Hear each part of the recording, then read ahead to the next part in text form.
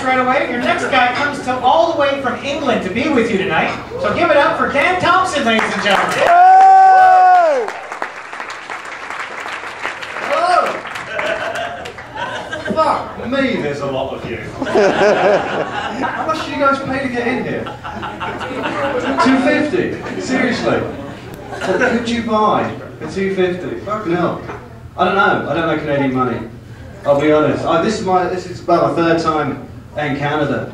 And I'll be honest, you guys are enthusiastic. You're either really enthusiastic or on crack. I've not worked that out about Canada yet, but no, I come to Canada quite a lot. That's mainly because the alternative is to go to America. I worked that one out a while. True story. I was in Miami a couple of years ago. This is why I don't go to the US. And I was at like a tea coffee shop. I walked in there I was wearing like, I think it was like Union Jack t-shirt, the British flag, and stupid tie, and I had a Cincinnati Bengals hat on. It was just the first hat I grabbed and went into a shop. And don't fucking judge me, I've obviously got no fashion sense. It's my first gig in Canada, I'm dressed as a fucking Bee Gee, okay, so... Give me a break, man. But I walked in this shop, and I hate talking to American people with the English accent, because you get 50% of the time it's just a case of, hey, I know your accent. You're English. Say something. Generally reply with, hey, I know your accent. You're American. Stop fucking bombing people. But no, this guy came out with a classic one. Literally, I was sitting there. I make it even easier for him. I asked for a fucking cup of tea. I don't drink tea normally. I drink it when I'm in America, so no one can mistake me for American. But he looks me on and he goes, I know your accent. You're from Cincinnati, aren't you?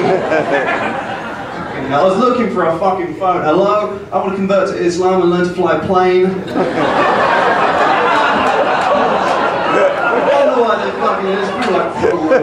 You wonder why.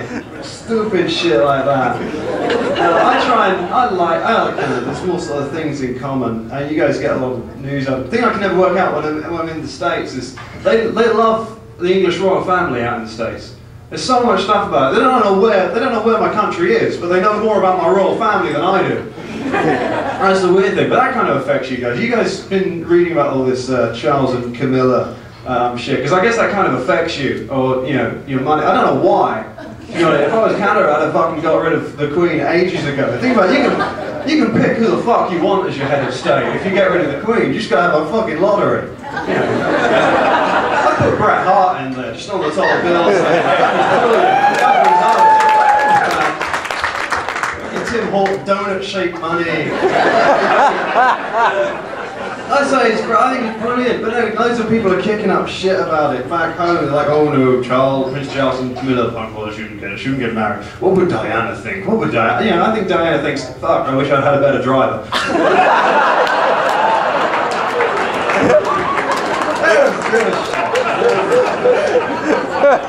The kids don't care. William's gonna be king. Harry's dressed as a Nazi and high as fuck. They don't care.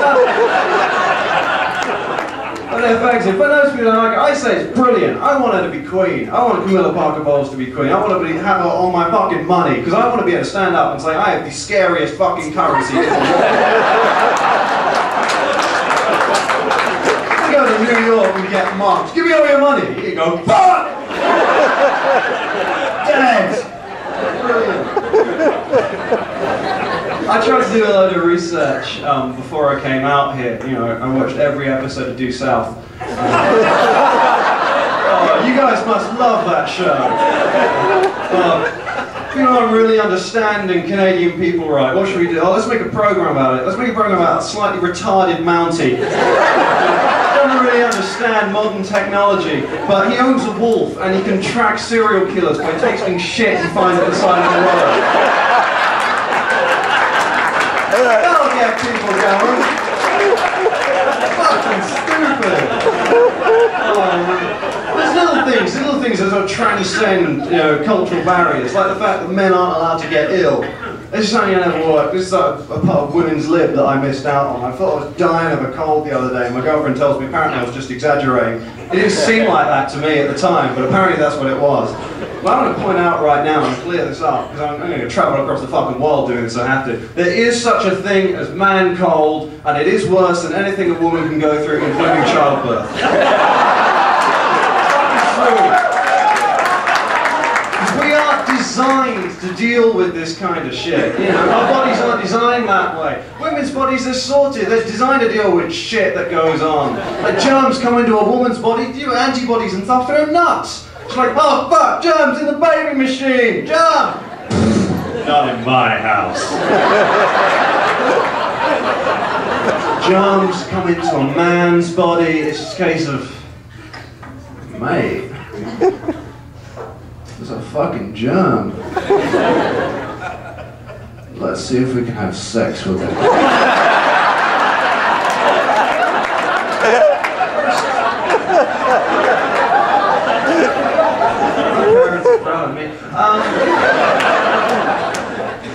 I respect Canada for a lot of things. It's, you know, I think Alberta's the most beautiful country in the world. No punchline on that. It just fucking is. It's nice to be here. And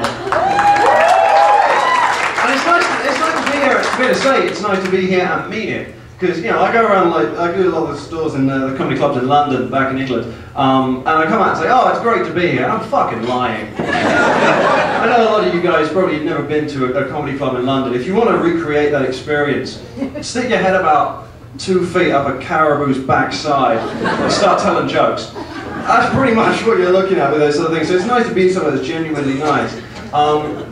No, I respect Canadian people for a lot of things. Hunting. I think you guys are like good at hunting. Is there anyone who actually does hunting? Yeah! Yeah! Fucking brilliant. I just started trying to point you out to the Greenpeace people with snipers in the back. It's brilliant, because we can't fucking do hunting in the UK. It takes like 20 rich guys on horses and a pack of dogs to hunt a fucking fox. That's not hunting. But they fucked around with that all now. You can't do it. You can't hunt with dogs in the UK anymore if you're hunting foxes. And the rich guys kicked up a big stink at it, so they compromised by saying they can hunt them with guns. So they just armed the English aristocracy, which is a real fucking clever move, you know. Because we've seen from Texas that giving guns to people who inbreed doesn't work. We've got fucking rednecks in tweed running around the UK. And the Americans, fucking great hunting. Oh, what have you got there? You're off on a little hunting holiday with your son. Well, you've got your military grade M16 there with you. You're on the slung grenade launcher, and is that a big Bowie knife? That was a Rambo knife you've got there. That's actually nice. And a Humvee as well. Well, you know, be lucky if there's 6 petrol stations out in the wood. That'll be fine. For gas stations. Yeah, you'll be fine. So what are you hunting out there? Black people. Right. Okay. Fine.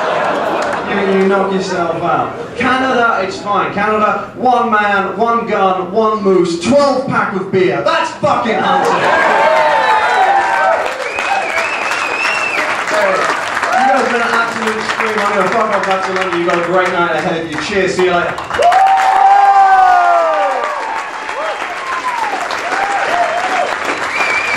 Thompson, ladies and gentlemen.